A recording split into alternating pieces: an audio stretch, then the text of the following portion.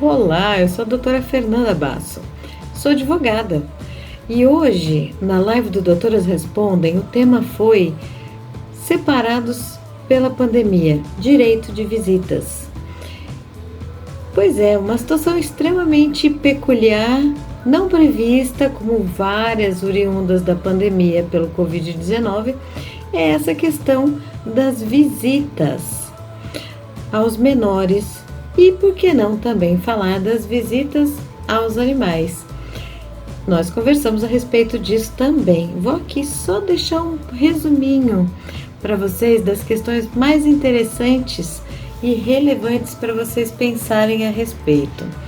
O direito de visitas, ele faz parte de um dos direitos dos menores, previsto na Constituição Federal, previsto inclusive no Estatuto da Criança e do Adolescente. E ele tem que ser respeitado, obviamente, guardando as devidas proporções e necessidades.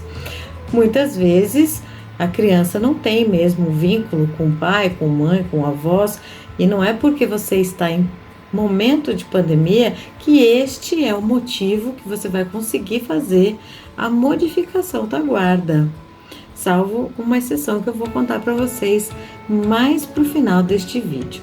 É importante dizer que as crianças neste momento, elas vão ter que se adaptar tanto quanto nós temos que nos adaptarmos a essa realidade que a gente está vivendo. Então, muitas vezes os pais ou as mães que não têm o contato direto e diário com seus filhos, não estão conseguindo ver os seus filhos ou acompanhar os seus filhos neste período. E aí, o que a gente faz? As pessoas estão se adaptando, como tudo, né? Uma dessas formas de adaptação é o uso da tecnologia.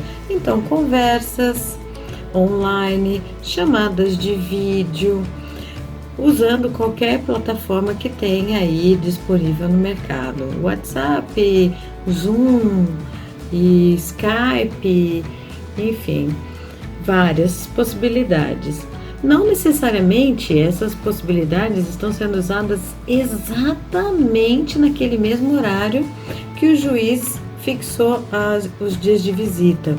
E nossa, não pense você que não é porque você não está conseguindo agora ter a visita que isto vai ser compensado no futuro. Não existe esse tipo de compensação nem negociação. É um momento peculiar, existem adaptações e as pessoas vão ter que usar bom senso e sempre tendo como referência a importância do menor nesta questão. É sempre o interesse do menor que deve levar em consideração. Obviamente que o pai ou a mãe que não tem o convívio direto com o filho, ou seja, não tem o filho sob o mesmo teto, tem as suas agonias, tem as suas necessidades, as suas vontades também de abraçar e de sentir o cheirinho do seu filho. Normal. Como que a gente vai fazer para poder evitar isso e mitigar essa vontade, esse desejo? Tentando uma conversa.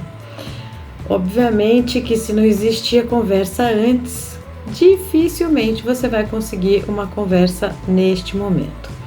Você pode sim pedir ajuda do judiciário, falando que você não está conseguindo ver seu filho ou sua filha e que está sendo impedido, etc e tal. Mas é óbvio que os argumentos vão ser: eu estou preservando a criança, não quero que ela fique exposta a nenhum tipo de vírus, enfim, é bom senso para todos os lados, tá? Não façam uso de retaliação ou uso deste momento de pandemia para uma espécie, aspas, de vingança do cônjuge, porque a criança não tem a culpa do término do relacionamento dos pais.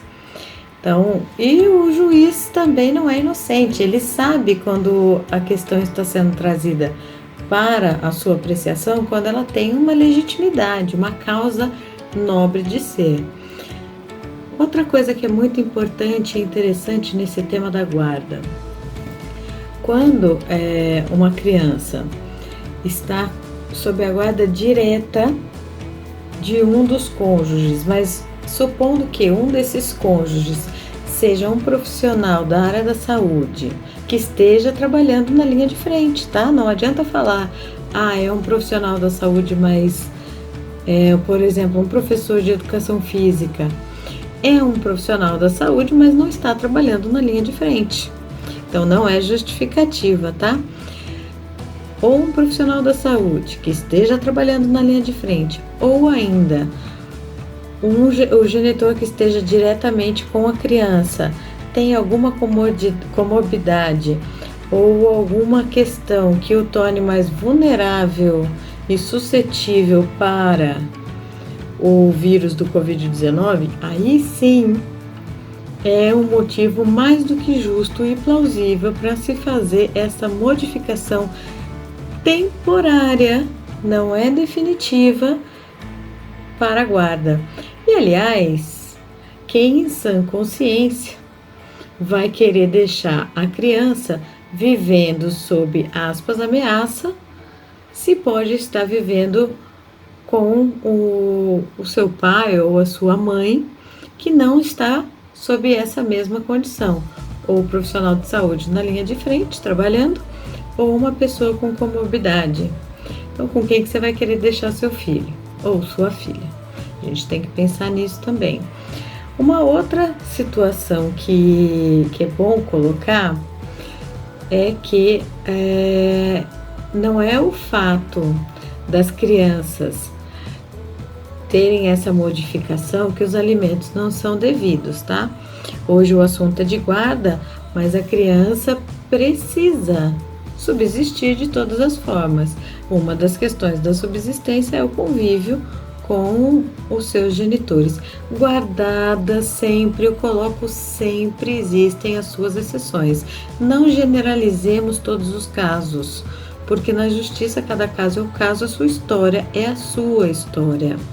Você não pode definir a sua história para a história da sua vizinha. Ela serve como exemplo, ela serve como referência, mas não como definição. Uma outra situação que eu quero dizer para vocês é sobre os animais. Por mais incrível que pareça, hoje os animais que mesmo estando no Código Civil previstos como coisas, fazem parte do núcleo familiar. E quando muitos casais se separam, os animais eles passam a ter essa convivência, ou às vezes os casais eles questionam na justiça quem terá a guarda do animal e questionam também o direito de visitas. O STJ, que é o Superior Tribunal de Justiça, já definiu que uma vez os animais tendo uma importante posição no núcleo familiar e também referente ao afeto, o vínculo afetivo, os animais também vão sentir a falta dos seus genitores postiços, né?